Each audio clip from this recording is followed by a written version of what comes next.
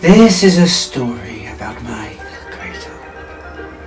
When she was young and loved to read the works of Mrs. Radcliffe, charming novels full of the wilds of the Pyrenees, old castles and skeletons in the closet. Well, my great aunt had the good fortune, or otherwise, to contract TB, and although she survived, it was felt her health was weakened. So she was sent to the West Country, Somerset, to stay with her cousin, a boy who was slightly older than her, and his father, a widower.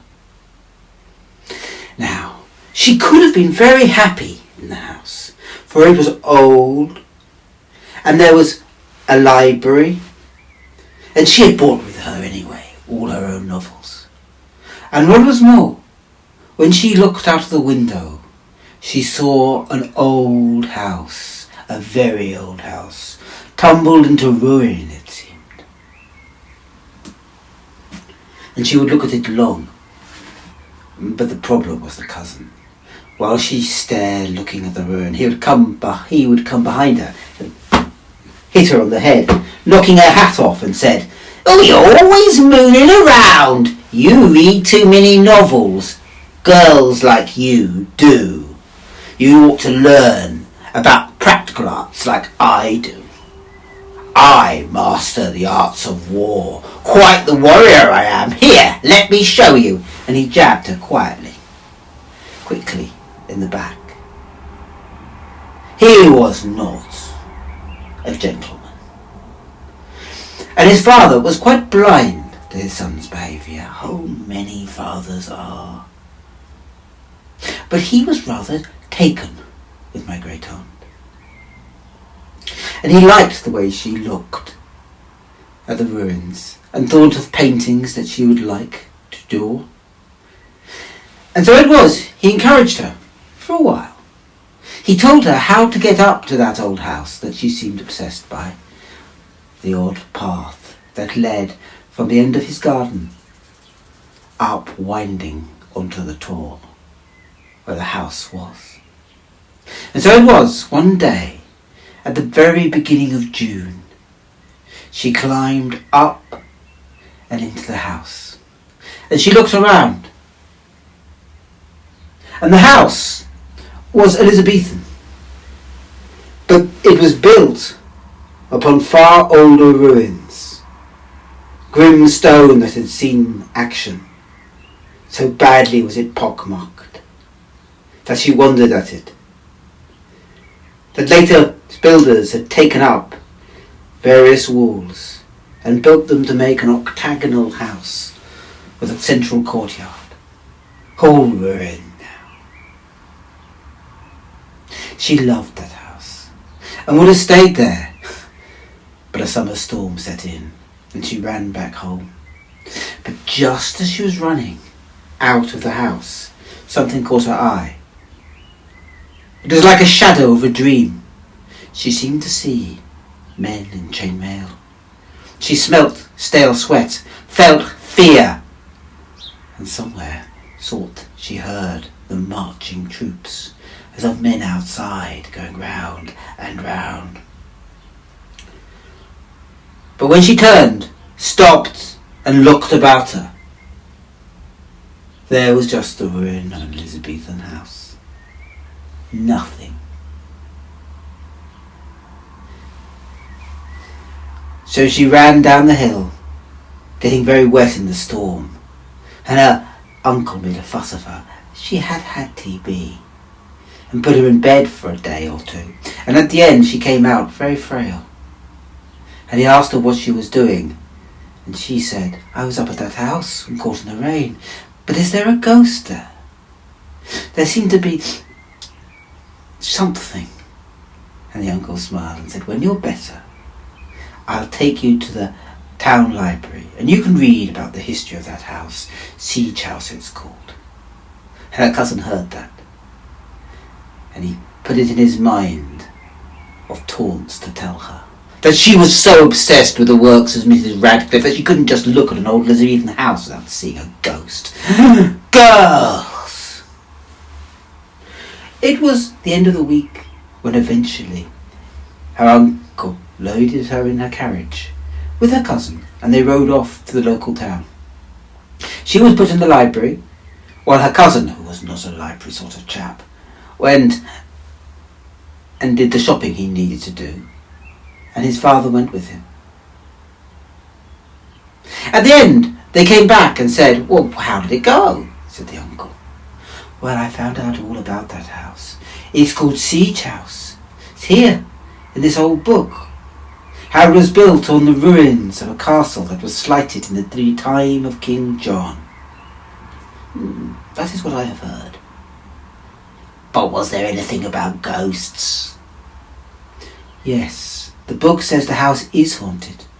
That on the anniversary, Midsummer, 25th of June, of the assault, that the graves were opened and the soldiers fought again." "Ta! Poppycock!" said her cousin. And even her uncle snorted and said, my child, you've been reading too many of the works of Mrs. Radcliffe." And they rode home. Well, Midsummer's Day was only 3 days away.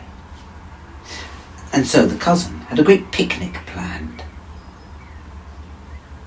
And he had the servants take the picnic out to just in front of the old Elizabethan house. And he and his cousin sat there, eating sandwiches, looking out on the beautiful land that appealed even to her cousin in midsummer. And he said, "I checked. These ghosts of yours happen in the afternoon, so when we're done, we're going to go and have a look, and I bet you nothing happens." And my great-aunt rubbed her chin sadly and said, "Probably not." And so when they had finished their picnic, they went inside the old ruin.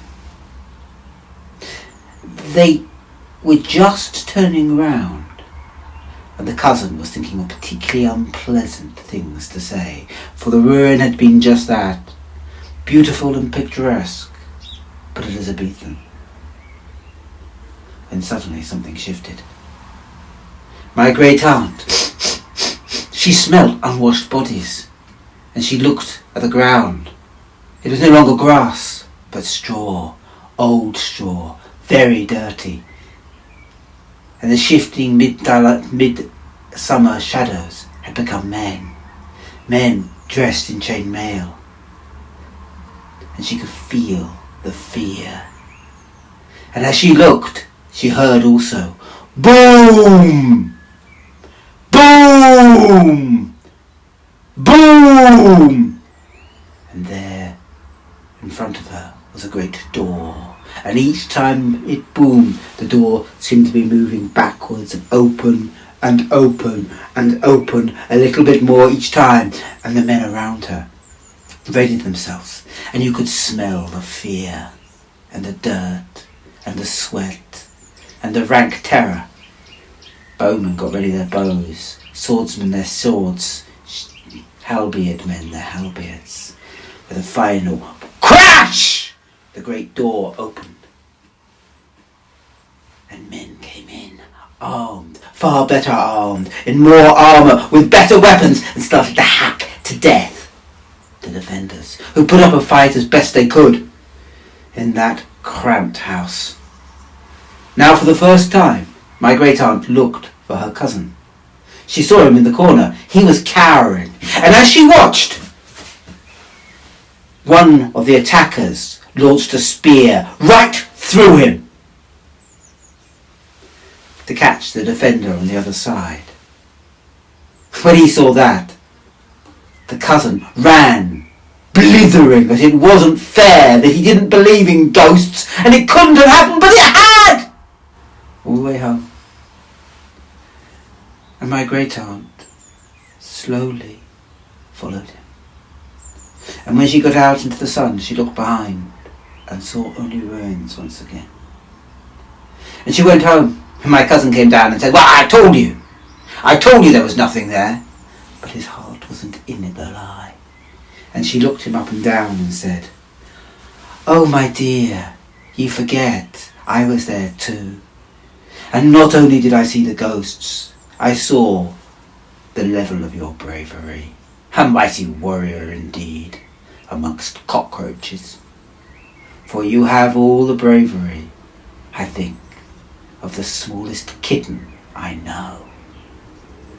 And she went back to reading Mrs. Radcliffe and was left quite alone. A tale from my great aunt. Thank you.